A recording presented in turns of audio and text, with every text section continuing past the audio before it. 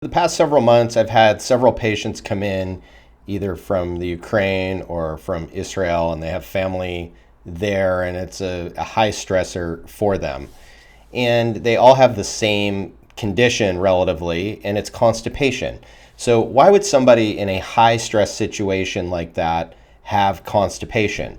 And that's where we have to kind of go beyond the conventional and look a little bit more at function and look a little bit more on the spiritual side of things to understand why that's happening. Why would I say that? Well, first of all, we have a fight or flight nervous system, right? The opposite is our parasympathetic rest and digest nervous system. So you'll hear me talk about this a lot where we parse the two. And in 2024, we're mostly in this fight or flight mode, but our factory design as human beings is this rest and digest mode. So the more that we're in fight or flight, the more we are literally holding on to our own crap.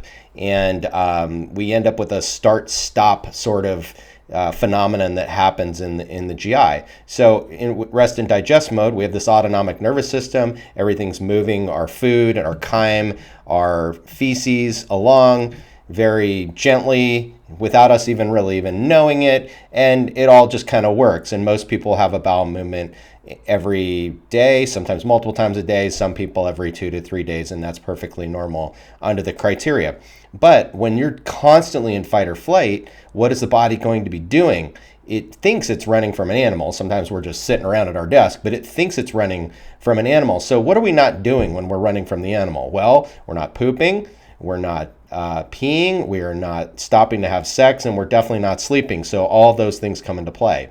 So let's talk about constipation. We would definitely be holding on to more fecal matter, and if that signal is prolonged, we're going to be holding on to it for a lot longer. So we have to take the nervous system into account. Oftentimes these patients come to me, they've seen their primary care, they say, oh, go get a laxative. It doesn't really work. And then when it's not working, they go to gastroenterologist, they get a colonoscopy, and they say they're perfectly fine. But nobody's really investigating, the nervous system side of things. Maybe they're doing manometry tests or things like that to see how well the nervous system is doing, if it's like constant and very chronic, but generally that's the pattern. So that's where we have to look at the nervous system. Number one, what is this person not getting? What are they not nourishing in their lives that's grinding everything literally to a halt?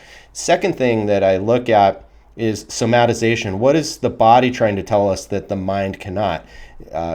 Pooping is a function that we can override as human beings, the same as our appetite, or the same as being able to hold on to pee if we're on a long car trip. So what is the mind kind of doing in the background? And that comes to somatization. And so it's kind of holding on to old ideas and holding on to an old way of thinking. So that can be part of it too. We have to get into that spiritual side. And sometimes that also has a spiritual remedy. Sometimes these folks just need a break.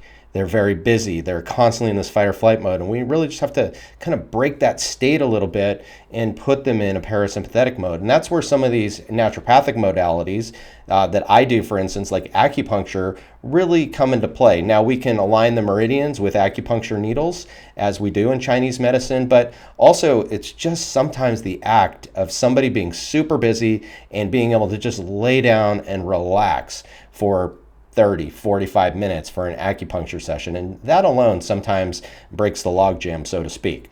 Sorry for all the dad puns. I don't have any on my website. That's drdanwool.com. That's my approach to constipation in these sorts of individuals. And everybody presents a little bit differently.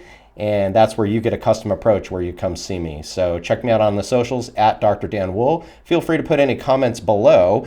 And until next time, fix your gut, solve your health.